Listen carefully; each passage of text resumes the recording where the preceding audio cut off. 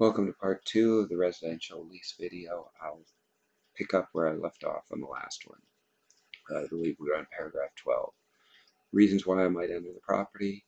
Um, if it's an emergency, I probably won't enter the property. I'll probably call the authorities, but if I hear screaming or something like that in there, I probably will try to enter it. And I will try to let you know before entering, knocking or calling you, something like that. Once you tell me you're leaving the property, if you don't leave, I can come in there. I can have maintenance crews fix repairs on the unit. Again, I'll give you plenty of notice for that. Um, and I'll let you know that I was there.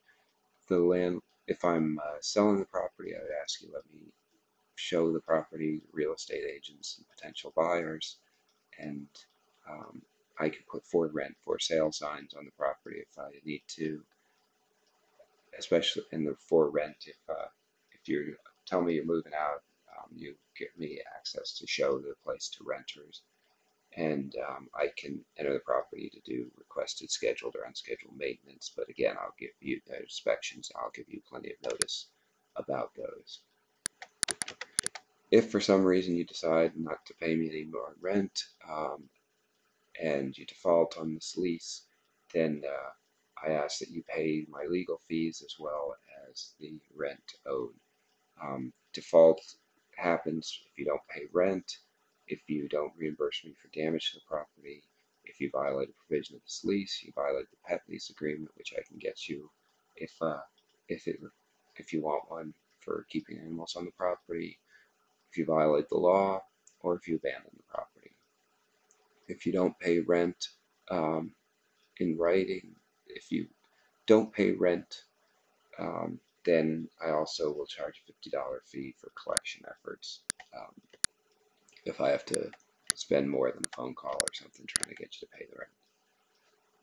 I will help you get in the property if you lock yourselves out, but it would be a $100 charge for me to drive up. So I would ask, please find your roommate, whoever, or your spouse, or whoever has a key. Just make a copy for yourself, drive to Home Depot, and let yourself in. If I have to make a new key, it's a $50 charge or a $50 charge for the garage door opener to replace those if those get lost. So don't lose them, or if you lose a key, just make another one from a spare key you have. I won't change the locks on you. Please don't change the locks on me. And if I do change the locks, I will provide you new keys free of charge. Miscellaneous. You guys are responsible for maintaining the smoke and carbon monoxide detectors.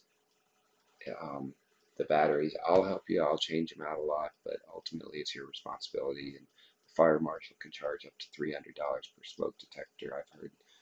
Um, so let's make sure those batteries are changed out. Make sure you have valid renter's insurance. Um, and if you need renter's insurance and need someone to go to, I have a very good insurance agent that has very inexpensive insurance. I can direct you to him and you can work it out with him. If you pay me rent, but you owe any of these other fees, then the rent money will be applied to these before it's applied to the rent. So make sure these are paid up, otherwise your full rent will not be counted for that month until you pay me the extra. No pets in the property unless we sign a pet lease agreement. I do allow pets, but I ask for generally a $100 deposit or $50 for additional pets beyond one. And we sign this agreement. I can get you that if you need it. This paragraph says that no oral agreements. If we talk verbally and make an agreement and it goes to court and it's something different than what's in the lease is going to take precedence. So if you're concerned at all about it, have me put it in writing if we change something. Move out procedures. I will give you your security deposit if I walk through on the day of move out and make sure everything's good. Anything left in the unit after 3 days becomes mine, and I will dispose of it as I see fit. Please don't leave anything in the unit. I'm not trying to run a separate business here selling your stuff. Severability means if the Minnesota state legislature decides to make a law that makes part of this lease illegal, that part goes away, but the rest of the lease will stay in place. If I can't get you the property when I said I will, when you move in, I will prorate the rent until I can get you in there. If I can't get you in there after the first week, you will get a full refund of any fees paid, and you can decide if you want to stay there still or not. I will provide you all the appliances you need, I think. If there's something else you want to add, please let me know in writing and we'll talk about it. The repairs, please let me know about repairs that need to be done to the property. I will also look for them when I walk around the property or inspect it once a month or so. If the repair is your fault, I ask that those repairs be reimbursed within 10 days. If you don't pay in 10 days, I will take it out of security deposit and then I need the money back for an additional 10 days. If I don't get it back, the money back in 30 days, there'll be a percentage fee um, from the original total per month as a late fee. Keep the yard looking good. We may have an agreement on snow shoveling or lawn mowing or lawn mowing. Snow shoveling, if it's just a couple inches, I'll ask you shovel it. If it's more than that, I will come by and snow blow it. I will provide you also a lawnmower with gas, and all you have to do is mow. Normally these yards are pretty small, and I'll take some off the rent. You guys keep the place clean and free of trash. If I have to come and pick up a ton of trash, it'll be a $50 charge per hour to do that. Put the trash out on the curb on trash collection day. You guys will cut the grass as we talked about, and I'll reduce your rent if you're doing that kind of yard work. Don't change the property without letting me know. We talked about the paint before. Just let me see what color.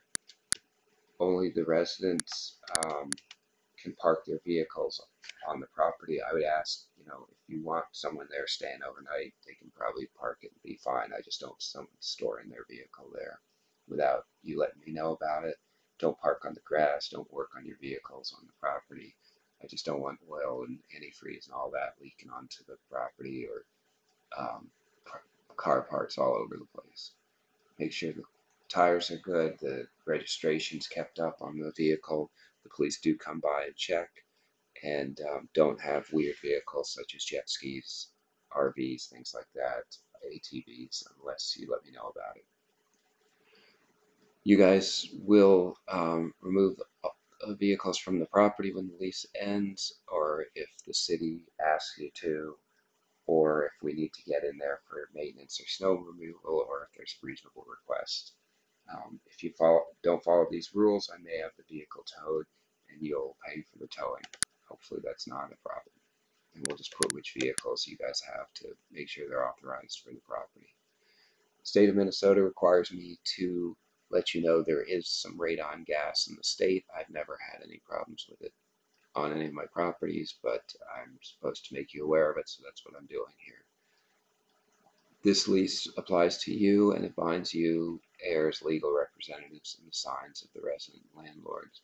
So if you pass away during the term of this lease, God forbid, it, your debt still owed to me by however your will and legal issues are tied up.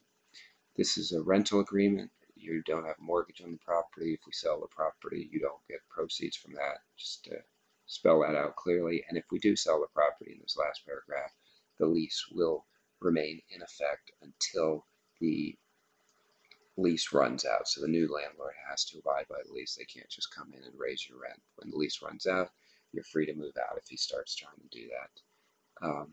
And then last but not least, you'll get a copy of the lease. I'll sign a copy, you sign a copy, and we'll switch them, and then we both have original copies. So I'd ask that you sign the lease, you initial each of the pages of the lease, and I will do the same, and we can just swap our copies and be all set. Again, if you have any questions, please feel free to call me at 651-278-6160 or email me at cranmerhal@hotmail.com. Thanks for making it through this lease, and welcome to my Shackleton Properties, and I'm look forward to being your property manager. Have a great day.